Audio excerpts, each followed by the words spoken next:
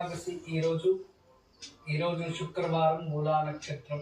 ఈరోజు ఆంజనేయ స్వామి నామమంత్రం మనకి మహామంత్రం. ఆంజనేయ స్వామికి చాలా మంత్రాలు ఉంటాయి.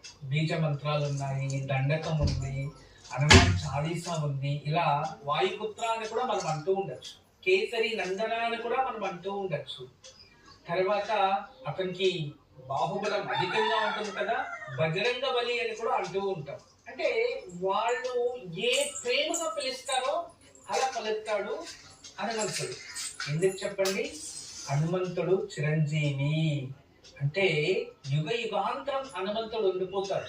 అశ్వత్థామ, బలిర్వ్యాస, హనుమంచ, విభీషణ, కృప, పరశురామ సప్తైతే చిరంజీవిన అంటే ఈ 7 మంది కూడా యుగ యుగాంతరం వరకు చిరంజీవులుగా ఉంటారు. హనుమంతుడు మనకి కలియుగంలో కూడా ఎక్కడైతే రామనామ స్మరణ చేస్తారో, ఎక్కడైతే భక్తి మార్గాన్ని ఎన్నుకుంటారో, ఎక్కడైతే హనుమా అంటారో అక్కడ ఆంజనేయ స్వామి అనుగ్రహం ఉంటుంది. ఏం అర్థం అంటే కలియుగంలో హనుమంతుడి శక్తి చాలా ప్రచలితంగా చిరంజీవి కదా, జ్వాల రూపంగా ఉంటుంది. అందుకే భగవంతుడు లేని చోటు ఎక్కడా లేదు.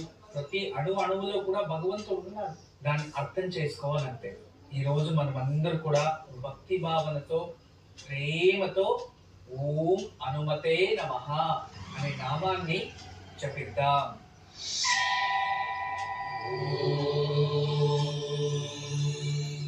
ఓం హనుమతే నమః, ఓం హనుమతే నమః, ఓం హనుమతే నమః.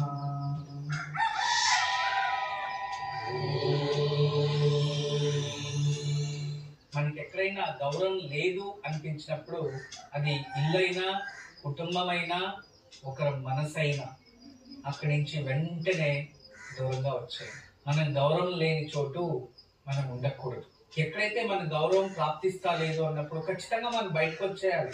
మనసు చంపుకొని ఎప్పుడు కూడా ఎక్కడ ఉండకూడదు. భగవంతుడు మరొక దాన్ని సృష్టించాడు, గౌరవం లేని చోటు ఉండకూడదు. ఎందుకు అంటే అది కాళ్ళలో ముళ్ళు కుచ్చుకుంటే లోపల ముళ్ళు విరిగిపోయింది అనుకోండి, నడుస్తూ ఉంటే అది కుచ్చుతూనే ఉంటుంది. దాన్ని భరించుకొని పరిపూర్ణ శ్రద్ధను ఏ దానిపైన పెట్టలేదు. మానసికంగా క్షోభ వచ్చి అనారోగ్యం వచ్చేస్తుంది. అందుకే పెద్దవారు చెప్పారు, గౌరవం లేని చోటు పలాయనం అయిపోవాలి. అది మనసైనా, ఇల్లైనా, కుటుంబమైనా, ఉద్యోగ స్థలమైనా, ప్రదేశమైనా అని అర్థం. అదే విధానంగా మన జీవితంలో